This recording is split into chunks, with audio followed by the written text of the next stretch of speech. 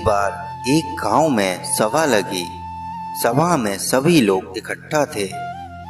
तभी वहां एक बकरी चराने वाला अपनी फरियाद लेकर पहुंच गया, जिसका नाम मोहन था।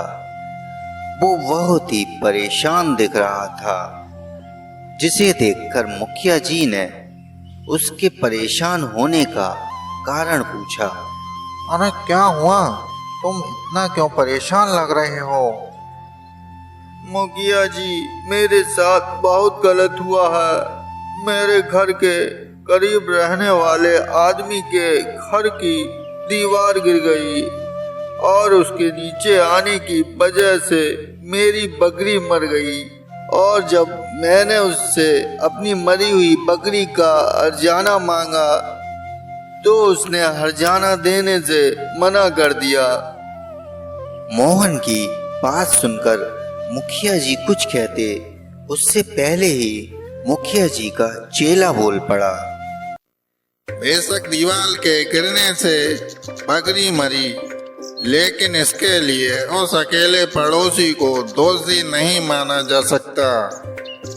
मुखिया जी के चेले की ये बात सुनकर वहां खड़े सभी लोग हैरत में पड़ गए। मुखिया जी ने अपने चेले से तुरंत पूछा, पर तुम्हारे हिसाब से दीवार के लिए कौन अपराधी है?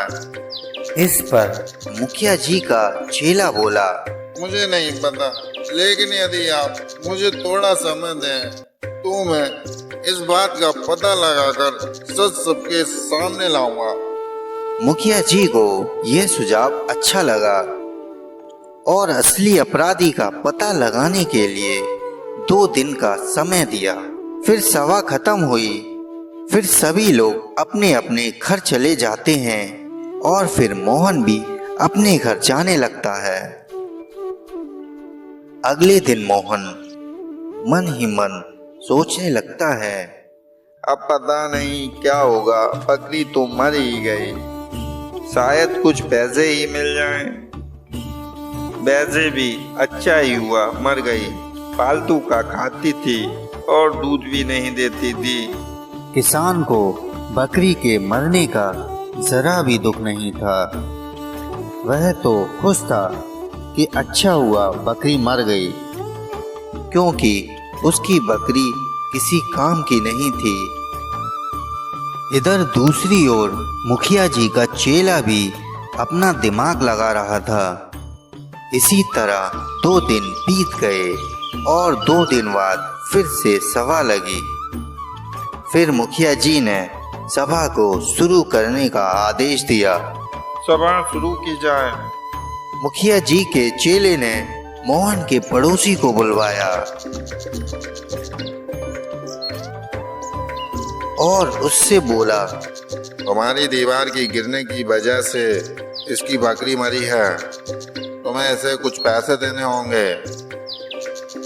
तभी मोहन का पड़ोसी हाथ जोड़कर बोला, मैं इसके लिए जिम्मेदार नहीं हूँ। इस दीवार को बनाने का काम तो मिस्त्री ने किया था, इसलिए अपराधी तो वो हुआ।